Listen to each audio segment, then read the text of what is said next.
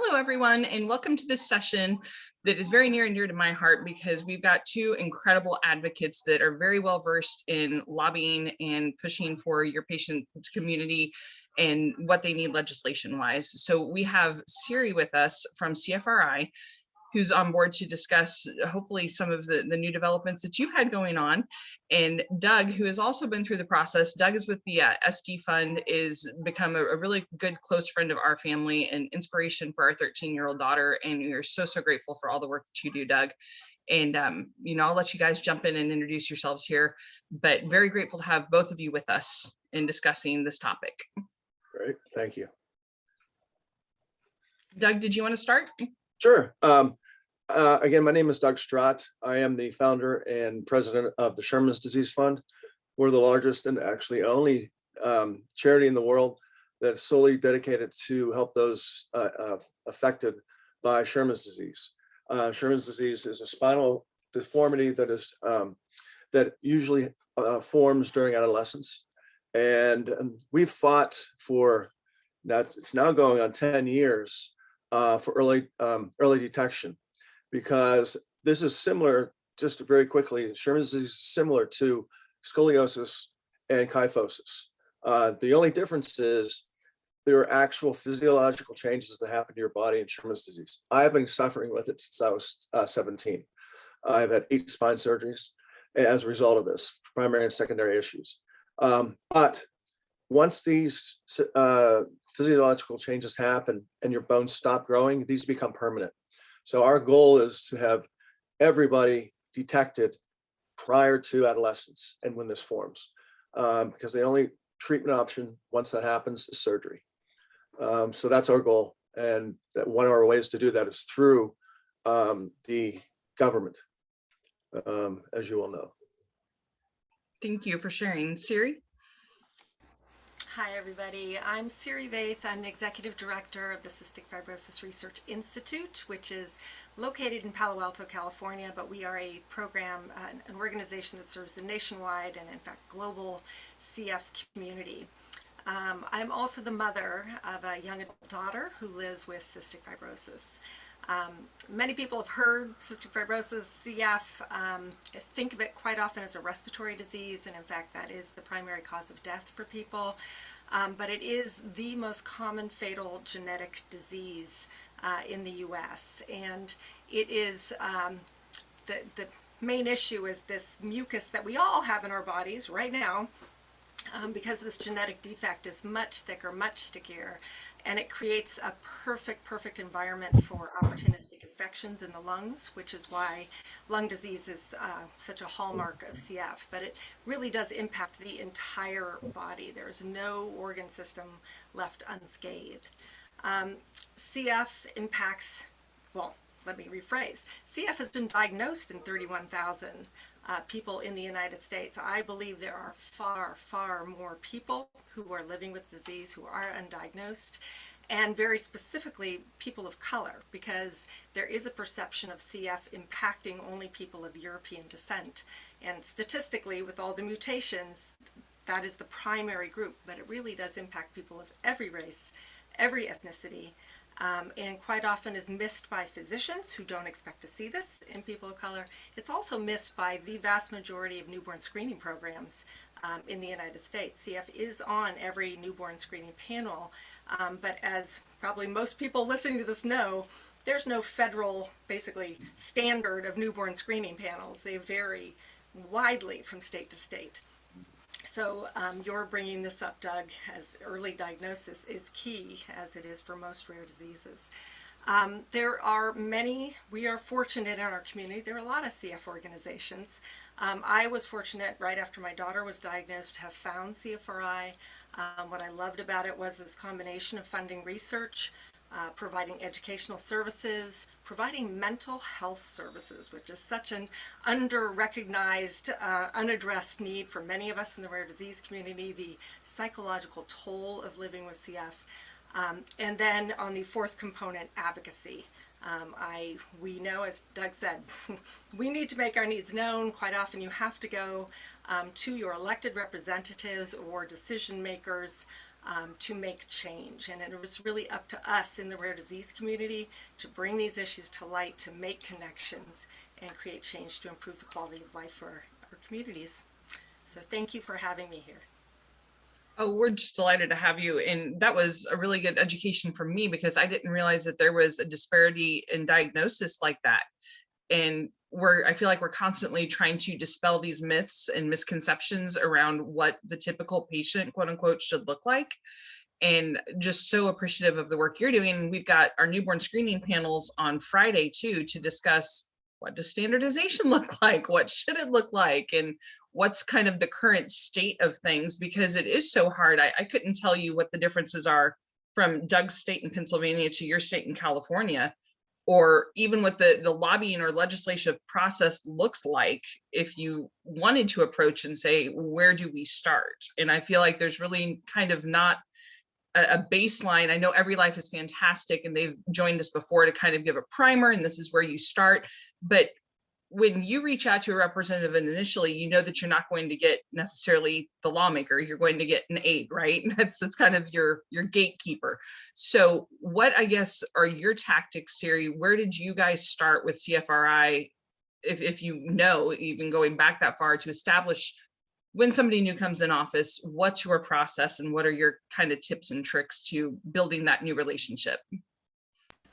Well, first, let me give a shout out to all the aides because I think that the number one thing people should realize when you set up, whether you're having an awareness day around your disease or it's a rare disease day, whether there's a specific piece of legislation that impacts your community and you want to meet, and quite often I think people think, oh, I didn't get to meet with, that man, that woman who was elected, I have the aide. Oh, this means they don't take this seriously. And really nothing could be further from the truth. The aides are the ones who really have their fingers on the pulse. They are going to be your best advocates. So, I always say to people, when you're preparing for your meeting with an elected representative, do your homework. Don't just show up. Find out. It's not just about political party.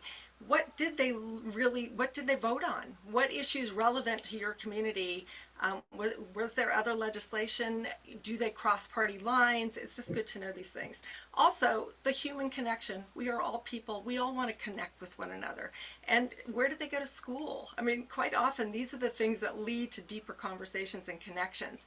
And the same goes for aides. Quite often, you can find them on LinkedIn. You might find some common ground to launch a conversation. So, first of all, the aides, they will carry your message, and making a connection with them and treating them with respect and that you trust they are carrying your message will go very, very far. And it is no way a sign that less will happen. It could actually be that more will happen with that. So I don't want to hog the time here, so I can circle back if I have more things to add in. Well, and I'm going to jump in real quick and introduce Kevin Wilkinson. Hi, Kevin. So nice to meet you. We know and love Kevin's wife dearly, who has just been a huge support to our family, and so lucky to have Kevin, who is a Senior Vice President of Government Affairs right here in Raleigh with EQV Strategic. So we've got kind of another brain to pick here with the experience that Kevin has had in North Carolina, working in various offices and bringing kind of this unique perspective in. So Kevin, catch you up here. We're kind of talking about, getting your foot in the door initially and what that looks like and building that relationship out. And I know the first time I went on the Hill, I was with a group of people who were like, oh my gosh, Pat Roberts is not sitting in our meeting from Kansas. And Pat Roberts sat in his seat in Kansas for many, many years. And it was kind of like a unicorn sighting if you were able to meet with Senator Roberts. So how do you kind of build that, and how do you get your foot in the door? And as Siri was mentioning, we've done a lot with, Go Jayhawks and getting on board with people, and we've met with our legislators in Kansas and trying to build that common ground. No, I think, and I apologize, everybody, internet went down in my building for the first 15 minutes of this.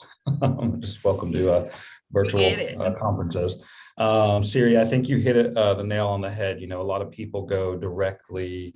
They expect to meet with their legislator. They expect the legislator to, carry the work. But there's, being a former staffer aide on the congressional level for governor and our state legislature, and we carry a lot of the water. We need approval. They're the ones actually carrying the law, the policy. but your aides, your chief of staffs, research assistants, staff attorneys, they're the ones really getting everything, laying it out for our elected leaders. Not to say that elected leaders don't, make decisions and have, aren't right along there aside them, but our legislators and elected folks are being pulled in so many different areas. They really rely on their staff to help shepherd policy or appropriations requests through the process that we have here in North Carolina or at the federal level. So I think, creating those relationships any way you can, a business I do, it's really been built off, I went from, campaigns to, staff to, senior staff to then, moving on and being an in-house lobbyist for a government agency, then to becoming a contract lobbyist. And a lot of my success has been on the relationships that I have built with folks over the years. Really, for the clients we represent, we're across all spaces: education, transportation, healthcare, even small one-off technology issues, or your local farmer's got a regulation, whatever it is, all the spaces we work across. But the great thing is, over the years, the relationships that I have built with legislators in our firm has, people, leadership changes. Republicans can be in control, Democrats can be in control, and even therefore your committees change leadership. So creating, who you're talking to, everyone wants to go to the pro tem or the Speaker of the House or go to, leadership, because I think that's the way to get what they need done or accomplish or advocate. But really, your leadership wants the people within their caucus to come up with these ideas, move, because they're not going to be there forever. And as you see power transition, it's really good to create relationships with folks. And it takes a long time sometimes. It really, if you find somebody who, especially, I think, Siri, you really hit this on the nail on the head. We're all human. They're there to serve their people. They're there because they want to make a difference. They're there because something in government frustrated them. The issues that you guys are discussing this conference are usually things that catch legislators' attention because it's a feel-good policy or something that they can impact, children's lives who are affected by this. It's something that you see a lot. And I've seen the past 10 years, those kind of issues pick up, but really, from the if you just walk into an office, hey, I'm here, drop a paper that we really hope you support it, and walk out, that paper, unfortunately, is going to end up on the desk in a file or in the trash. Going in and finding, like, if you're in Wake County, finding your delegation here, working through them, hey, this is our issue. Can you introduce us to the HHS chairs? Can you introduce us to leadership? And kind of going through that timeline and pathway where you can really create a champion, somebody who's going to fight for you, somebody who's going to take your issues and put it at the forefront of their whole agenda and legacy of being elected. So once you kind of find who that person is, then you can carry it, and it makes things a whole lot easier than kind of just a whole broad, let's get everyone our message out. And I think there's a time for that, but as you kind of build out, the key thing is building out your champion. Absolutely. And Doug, I was going to, hit you up because I know that you've had transitions with leadership, as yes. What Kevin was saying, you can't count on that same person to be in the next election cycle. So in light of COVID, and now we're doing Zoom meetings, so you can't go in and have that handshake over a table necessarily, unless you're Siri. But, for everybody else we're stuck on Zoom right now, how do you continue to build that relationship and make it about more than just a face you're seeing on the other end of the screen?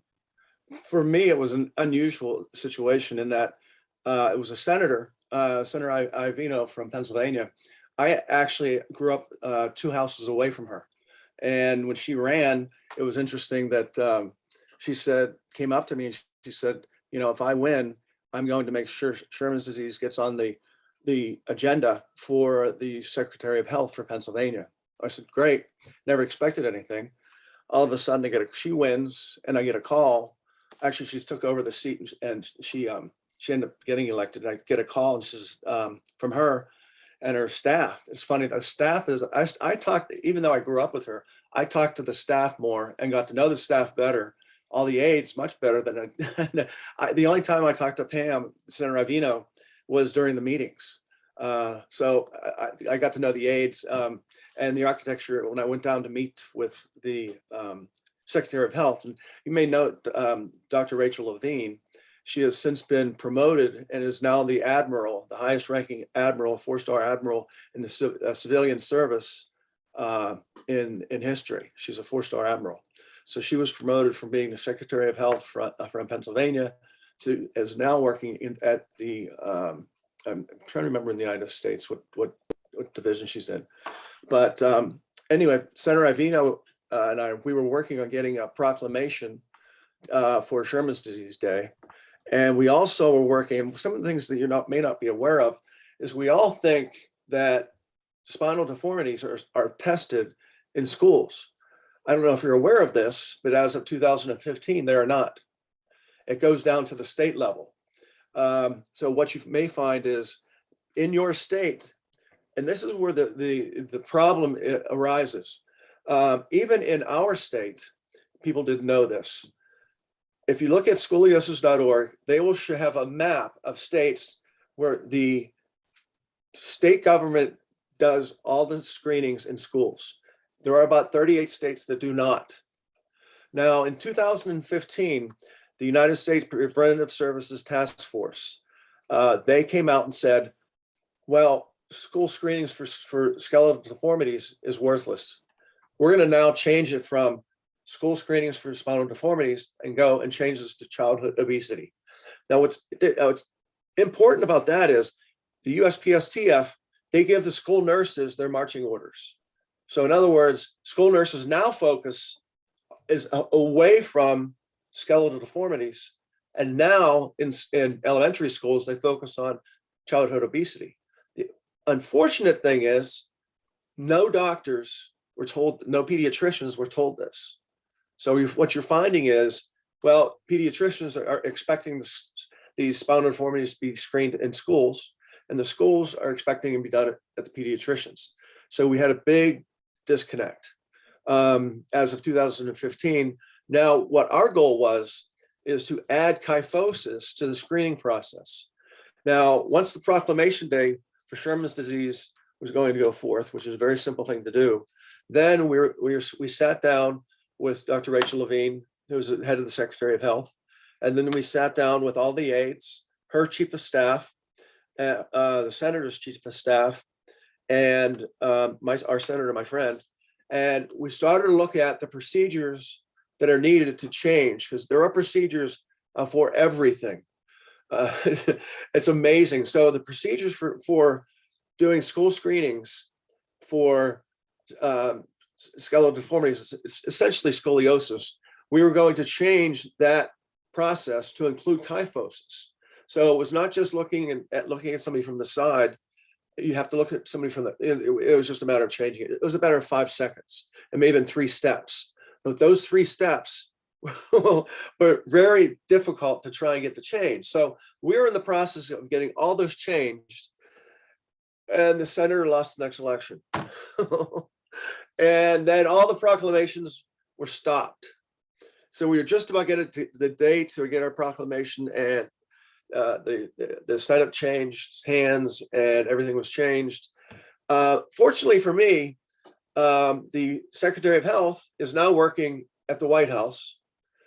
And the senator, even though she didn't win, she is now in a role at the White House. So my hope is that we can, and it's just starting. So we've talked since, and our goal now is to maybe get this at a national level. So we can now say, the first goal was to get Pennsylvania to start, and then, see that be the initial state and get the ball rolling for other states, so that we can now test for kyphosis and scoliosis at the same time. We may have an opportunity to now get this at a national level.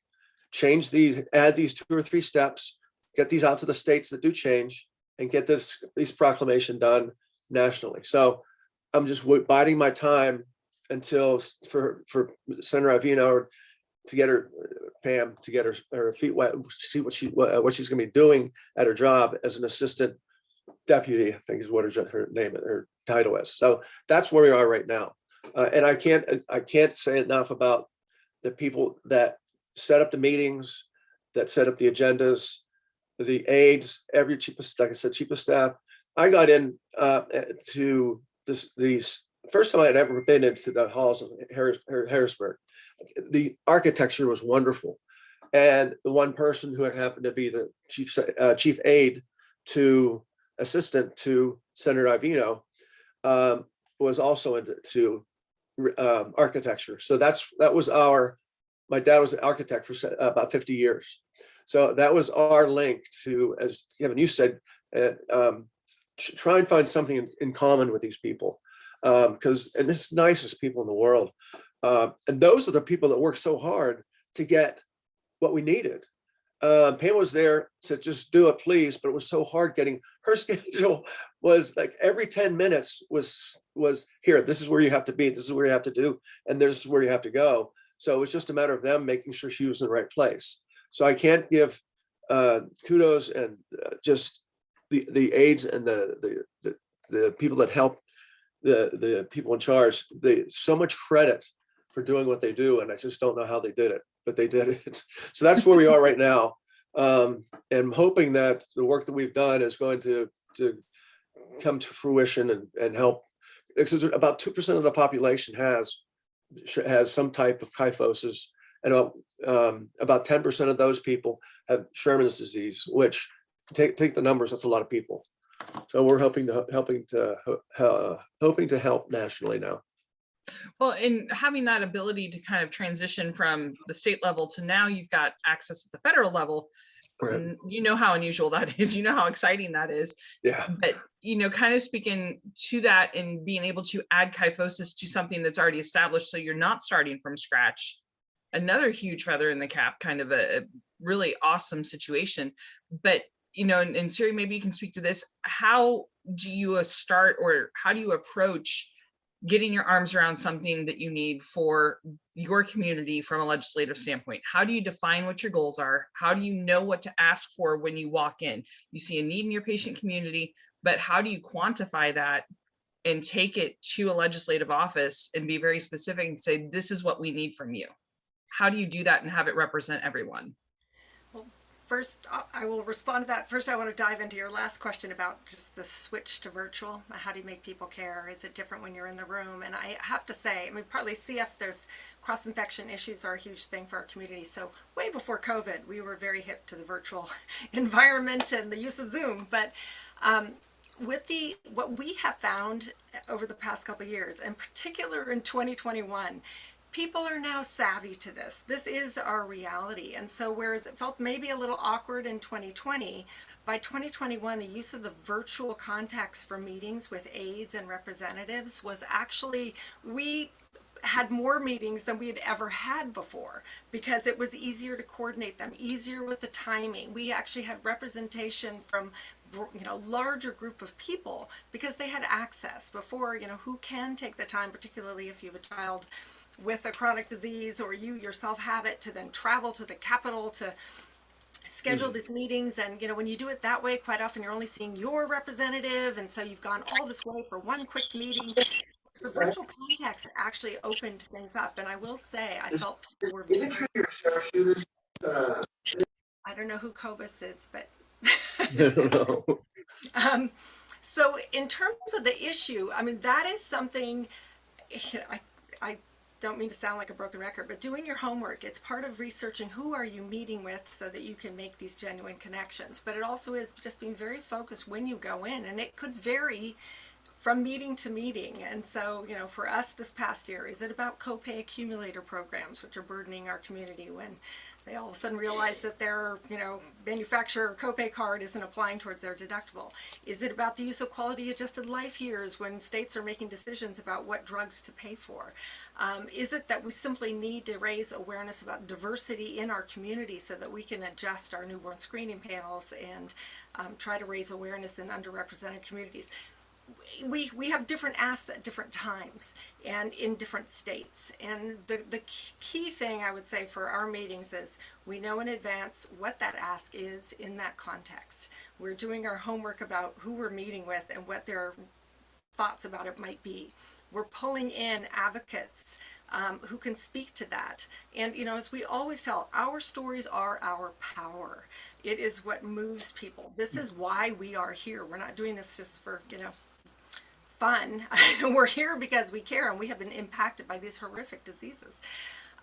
So I stress that, but with that power, you do want to kind of craft it because you want to come in, you want to make them care, but you also want to give them the sense they can do something about it.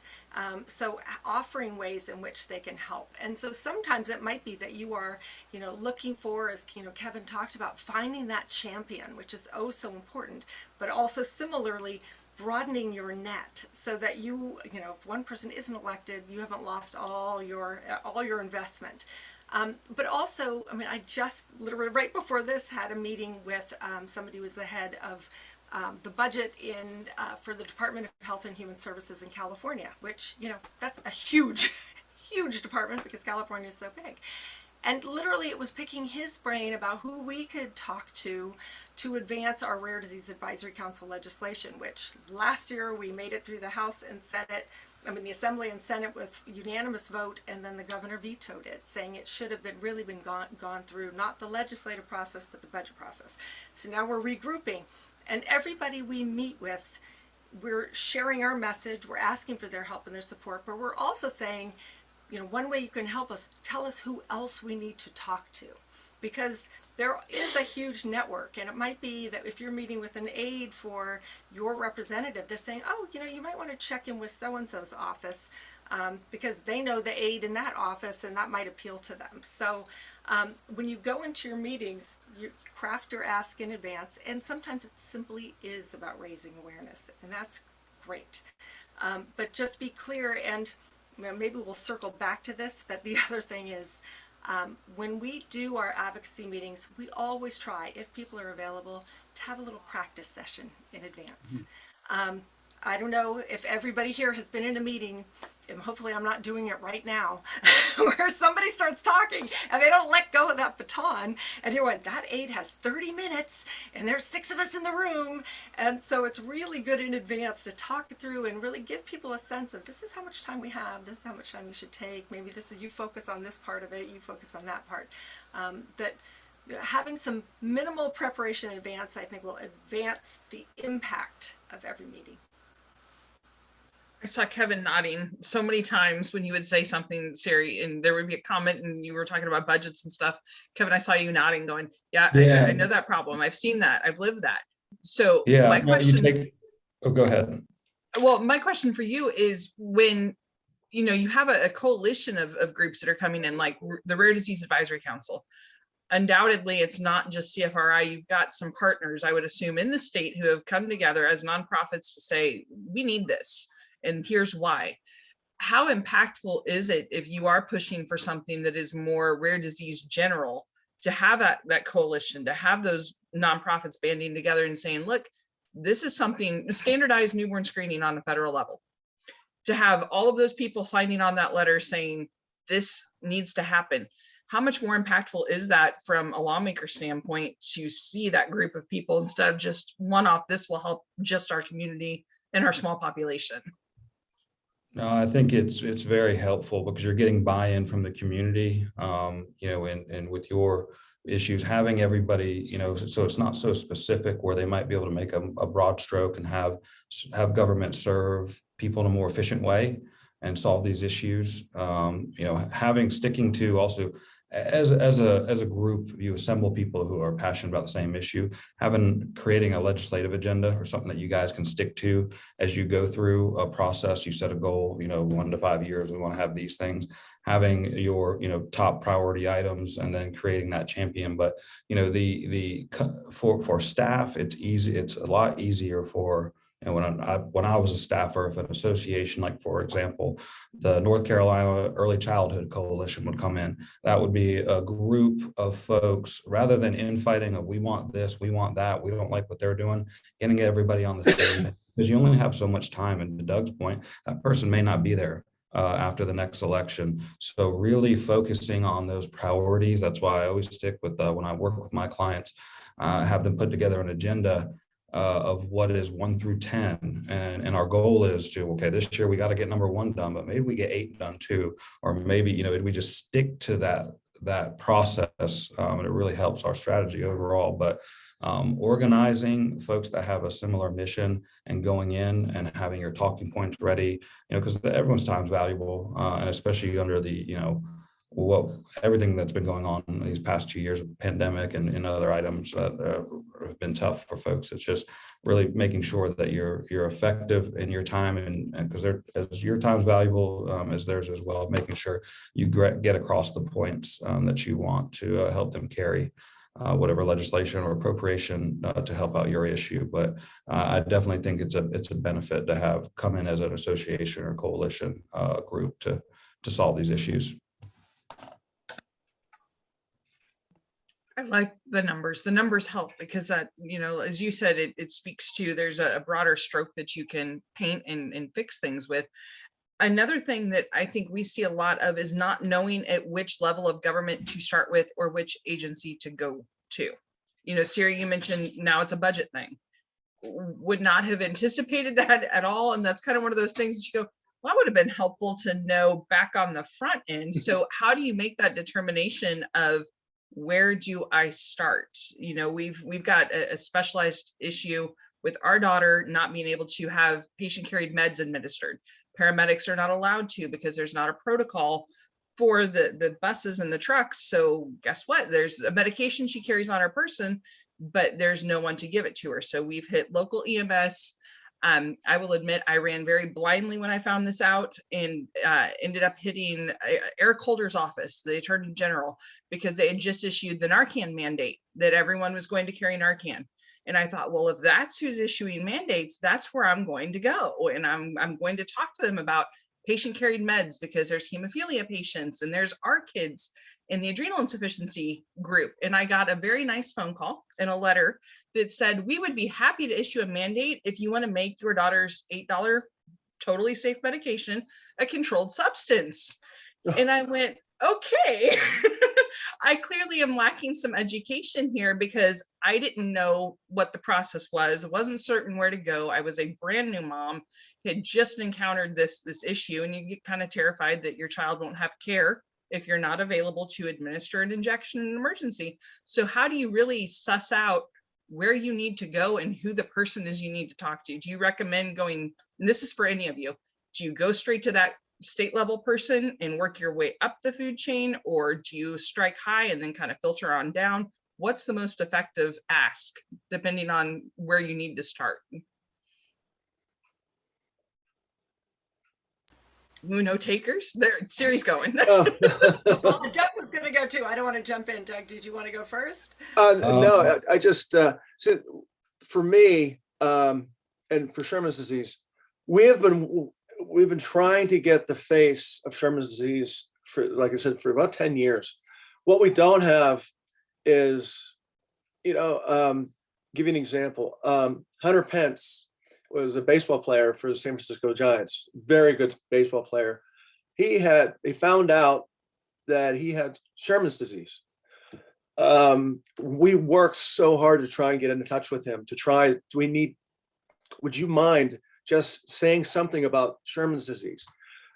Got nothing. We found out Milan Lucic, who is a hockey player, he has Sherman's disease. We tried to get a hold of. I'm going from not from the congressional level or legislative level, but from the face level of the disease. Because for us, I can go to my local legislator. I do have somewhat of a relationship with a senator. But we need somebody who has that face and that I can say Sherman's disease. And I say, you know this person, they have it. So that they can be the face of what we could call SD. We lack that. And that's hard for us. That's hard for us to get the publicity as any rare disease is. It's hard for us to find that person who will represent us so that they can help us get the legislative help. And that would really help us.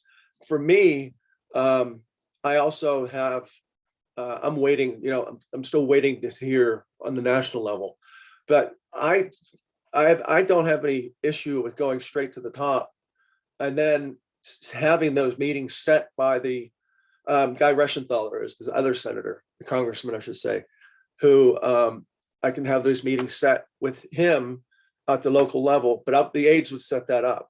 So I have no problem going to the top and then finding out what we need to do again. That's where I would go. But that's Pennsylvania. So I'm not sure what if you would do something different in North Carolina and California. This is the route that it's been success for us in the past. That's the way I would go again. And I've dripped on these people, sending kits and sending information and sending.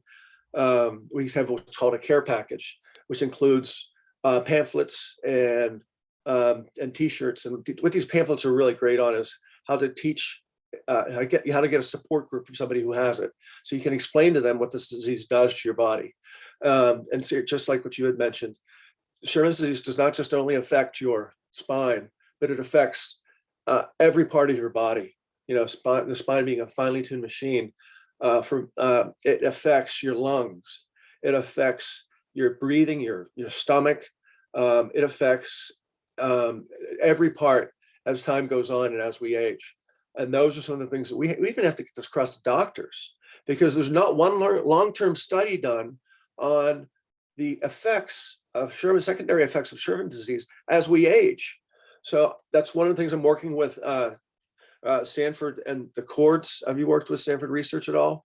They're a wonderful organization out of Sioux Falls, and they're a charity that helps small rare diseases get research done so that other researchers can get this information. So this is it's called the Cords program. I'm working with them right now. We have a questionnaire that is out there for all patients to take this information, do this questionnaire that will be then given to researchers that will help us help the medical community. Will in turn then take this information to the legislators to say this is impacting your jurisdiction, and this is and your constituents, and this is how. And that's where we are right now. So I in a roundabout way, I also am trying to get the from a commercial side, from the research side, and then take it to the legislature. That's worked for us. Does that make sense? And I think I probably would go the opposite way. Hunter Pence, of course, I'm in San Francisco, so Okay. I know him. I know Celine Dion would sing at CFRI's gala because of her niece who had CF. But for us, and if I were in your situation, Eden, thinking, I do know there are other diseases, particularly rare diseases, where this is an issue. And I came off the top of my head, I remember speaking with somebody at a recent pre-COVID conference. So I think, for me, I would be working around, is this a county policy? So first I go to the county. Oh, it's a state issue, which is more likely. Go to the state, and then work, we need the positive pyramid scheme, which is every avenue there is to build a coalition about people impacted by that specific issue, about the ability to administer medications. At a very basic level, kids with CF quite often who need to take enzymes every time they eat because they cannot digest their food, they cannot absorb anything. So a lot of schools prohibited kids from self-administering their enzymes. This is something they've been doing since they were 3 and 4. So those are the kind of policies you have to. For me, I would start at the lower level and work my way up, and in doing so also be looking to see who else is impacted to build the coalitions, using every bulletin board, virtual bulletin board, to put out the call to connect on that specific issue, and then taking it to the state, because my prediction is for that issue specifically, it would be at the state level. But I think you could start at the top and then feel very discouraged. It's too big. Start local, work up, and build a coalition. Definitely. And what we've seen is a lot of movement has been state to state, but the problem there is, and Kevin can speak to this, we're on the East Coast. You can be anywhere cool outside of North Carolina in just a couple hours. You can be across the state line and go to an entirely different state and take a quick mini vacation for the weekend, which is fantastic, but state policies might be totally different in Virginia than what we would be able to enact here, which gets us back to, chicken and the egg. What do you fix first? And standardized newborn screening on a federal level standardized at a federal level would benefit us in so many different areas, in so many different ways, to get on the same page for rare disease, which brings me kind of to my next question for you, Kevin, which is when lawmakers form the Rare Disease Caucus, and Siri, I can't remember what the percentage is, maybe you know, of lawmakers who have joined. I know that the numbers have been steadily rising with Every Life's efforts, that they've got more lawmakers participating in the caucus, being more engaged and aware. How can we leverage, as rare disease organizations, nonprofits, how do we leverage something like the caucus? And is that an avenue to take something like standardized newborn screening at a federal level to the caucus and say, look, you know, we just want to hit you guys all at once. How do we leverage tools like that? Or is that a tool to be leveraged by nonprofits and patients? Yeah, it can be a very helpful tool. We have sportsman caucus to, you know, school choice caucus to, as in particular speaking in North Carolina, even though we do work on the federal level and other states, but, you know, to pedal back to the question before this, every state's different. You know, California is a strong governor state. That budget process, you know, where North Carolina, our governor's budget goes, it's a doorstop. And I don't mean that with disrespect, but the legislature controls the budget. And they take, you know, it was great they were able, North Carolina, to come together and pass a budget where they both had a little bit more input, but it varies from state to state. So I'm torn, and what I'm leading into this, but is, you know, some states you start from the bottom, and some, you know, on the federal level, you may try and go to the top. If you have an in, you should go there. But what I see across what's helpful to get, if you want some kind of a national framework, is getting states, a culmination of states to adopt a certain framework, and then the feds take it a whole lot more serious when they're, you know, putting together these packages or policies. It really just validates that, okay, there's enough people, there's enough state lawmakers who, many members of Congress started off as state lawmakers. Many state lawmakers were county commissioners before they came there. So they understand in those local stories, you know, being a former staffer, when you hear from your people in your district and validates that whatever the issue is, you know, that really helps legislators and gets them passionate about it. But, you know, having a caucus where you can have enough people who are proficient on an issue and a mass within an elected body, that their mission is to make sure that whatever issue is taken care of, can really be helpful in the process, and getting those people that, and then it helps you build champions too, because the chair of, you know, the Rare Disease Caucus in North Carolina, if they get beaten, resign, retire, whatever, then it leaves a pathway for somebody else to step up who already understands the issues, proficient in it, and can carry the torch on, rather than one person and they move on. You know, for your case, Doug, luckily they went on to a higher office and you still have them, but that doesn't always happen. So it's really important to build consensus, and a caucus is a really good way to do that.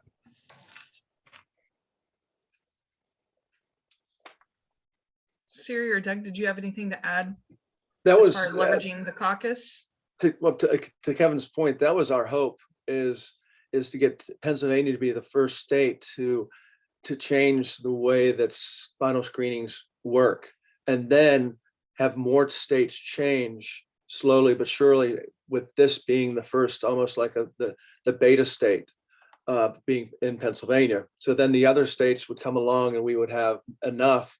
Unfortunately, with the USPSTF changing the way that it is governed now, that at the state level, unless something changes, it has to be done piecemeal. We can't really do that much nationally unless unless kyphosis is added to a state, or that these changes are done as, here, put this into your processes and your procedures. You can put this in, this is approved nationally, and you can add kyphosis to any state. That is what we would hope for nationally. That's what we're looking to do. But initially, again, to Kevin's point, we were trying to get one state, and then I would take that to another state, and then we would get more and more. So we'll see how this works out. In North Carolina, some of that work we're lucky to have as a friend of mine, is Senator Mike Lee. He heads up, it's a passion for him. It's the Joint Intellectual and Development Disabilities Caucus. And that you see overlap of certain issues that I think you guys could get behind on the other end from your perch. And there's just finding that. That's why I go back to the champion, somebody who has lived something like this, or somebody in their family where they might think it just affects them and it's not as big, or it doesn't. There's a lot more people just like them, and really gets them motivated to move things. So I think any kind of coalition you can build, whether it's from your side facing into the legislature, or the legislature within building something that you can communicate, it really just allows your success rate to go up 10 times if it's just one person passing over a flyer, hey, we need help here. So, and I would say we are fortunate in the rare disease community to have different groups who are already tracking legislation at the federal level, at the state level. Every Life Foundation and RDLA. I would encourage people who are watching this, who maybe are just dipping their toes into advocacy, to start there. And NORD always has ways you can take action easily, sending messages to your representatives. Every Life Foundation, you can click on their site and see who is in the Rare Disease Legislative Caucus, and that's an immediate ask. If your person isn't there, what a great way to introduce yourself and say how important this is. But I would, for people especially who are just starting out, link into these groups, because you will meet fellow advocates. And as both Doug and Kevin have said, there are many issues that they cross over. So you may feel very passionately about your own singular disease, but there are issues that impact others. And you will find, your tribe will grow. And you'll find a way to easily start tapping in. And I have to say, having the RDLA, Every Life Foundation, I've done advocacy with them for years, and I love seeing every year people from across the country. For many, it is their first time going to a legislative visit, and there is support, and there are tools, and making the asks and preparing. And it is worth taking the time to do that. And everybody can have an impact, but it can seem daunting if you haven't done it before and you feel like you're just starting out. And it's lovely to gather with other people who may have a different disease, but our issues are very similar. So one more question to follow up to what you just said so beautifully, Siri. But what happens, or how do you gather consensus among nonprofits? So let's say you do have those different diagnoses, but you are after a common goal. Let's say it's a Rare Disease Advisory Council for your state, but there's a different approach from a different nonprofit. How do you get everybody on the same page? So as Kevin mentioned, you want everybody on the same team coming in hot as a coalition. But how do you align your nonprofit's goals and priorities with that of somebody else's, where you both ultimately want the same thing, but might not have the same approach to get there? Was that directed to me, Eden? Yes, that was the follow-up to you. What diplomacy tactics do you use? Well, I would say just using California's RDAC coalition as a starting point. There were a couple of us who really wanted to get this going. So then it was finding, and we were very fortunate that Senator Eggman had an aide who was impacted by rare disease. So we started there. She was our champion, absolutely. And so we ended up starting with a small coalition, the people who were really there at ground zero to start this movement. And then once the legislation was kind of teased out and we had some draft, then we put out the word to the broader world. And it was everything from, people who are involved in a stem cell research push election issue, to rare disease groups, to California Chronic Care Coalition. It was thinking of who might be impacted. And then we had a meeting at which we said, here's the draft. We want people's input, have some time. But in the end, really, it's a balance, right? It's the coalition and what the needs are and the hopes for a Rare Disease Advisory Council. But then there's the person who was actually authoring the legislation and introducing this legislation and trying to build, bipartisan support and co-authors, it's not that we get to dictate everything. So it's finding that balance between, and in the end, we were fortunate. There was great support. And I think part of it was there were times we had to sort of edit the wording because we were told clearly this will never fly, it will never advance if this is that way. And then we would bring people back to say, these are the changes, this is why. So I think people felt their involvement was key, and it encouraged buy-in from all parties. And we really didn't find that scuffle. And, rare disease advisor councils vary from state to state, just like newborn screening, right? I mean, there's some who are just focused on drug utilization review boards. There's some that are, resource lists. There are some people doing studies. There's no uniformity there either. But the key for us in California was to have open communication and really communicate the balance, that it's top-down, coalition up, to find that middle ground, to find the formula that would advance. And it did, until it met the governor's desk.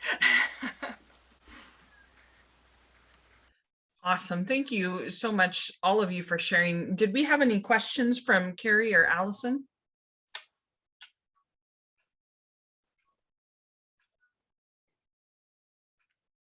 Maybe. Okay, so this is great for me. I have a bunch of notes here to try. So it's interesting when how it varies by state. And to everybody's point, it's just some different tactics that unfortunately for our disease, we have a longer time frame, for the diagnosis until puberty. We do have very rare idiopathic Sherman's where it's diagnosed around maybe 2 or 3 years old.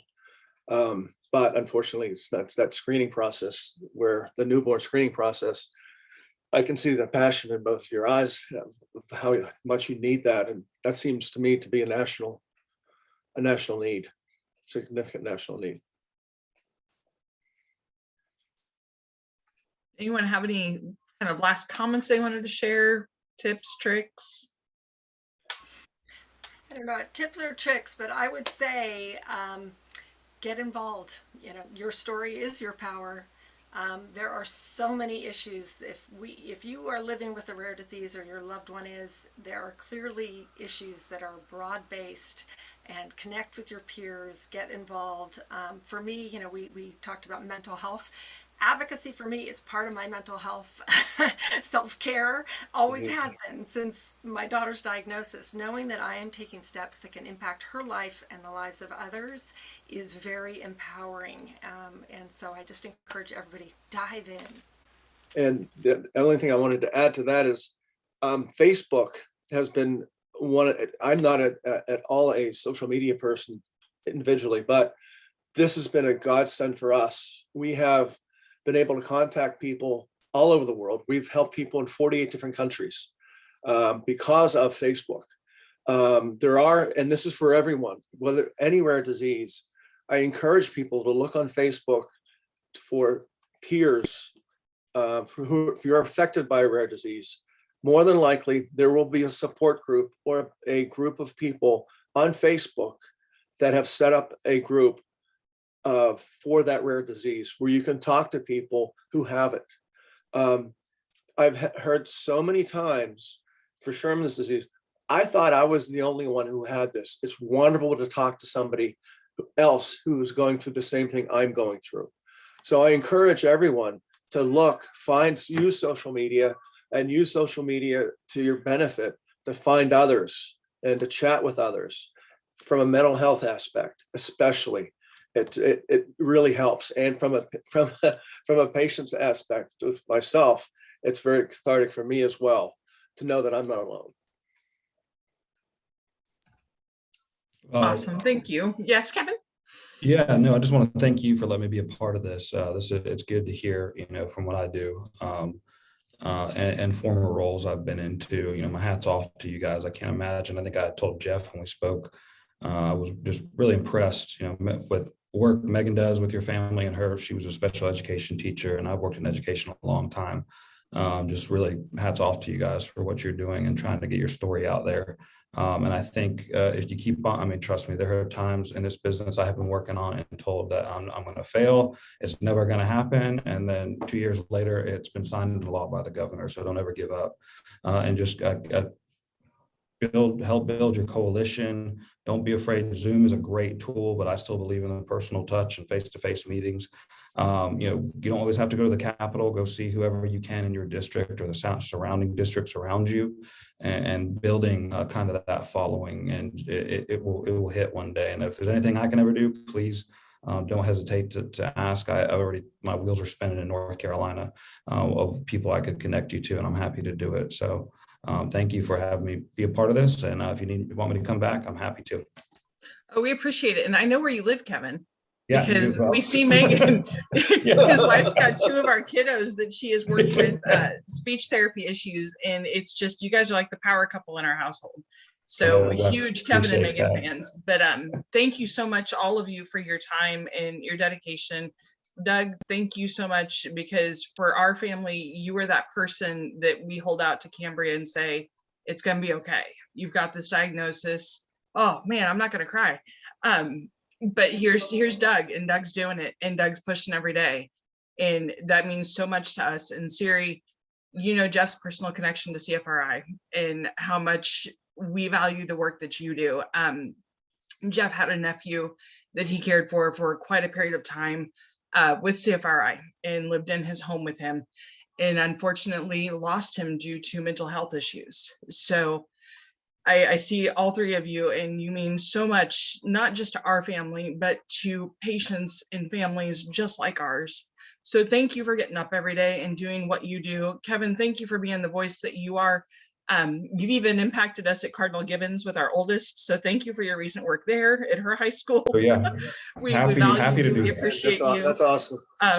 You're everywhere, Kevin, everywhere in the state. But thank you so much for the dedication that you bring to everybody, because it's not just your disease group that you're impacting, it's our whole rare disease community, and we value you so much. And thank you so much for the time. And I'm going to get off of here before I run my mascara, but thank you all. We love you guys, and we will talk to you all very, very soon. Thank you. Thank you. Nice to meet everyone. Here. Thank Bye. you. Bye.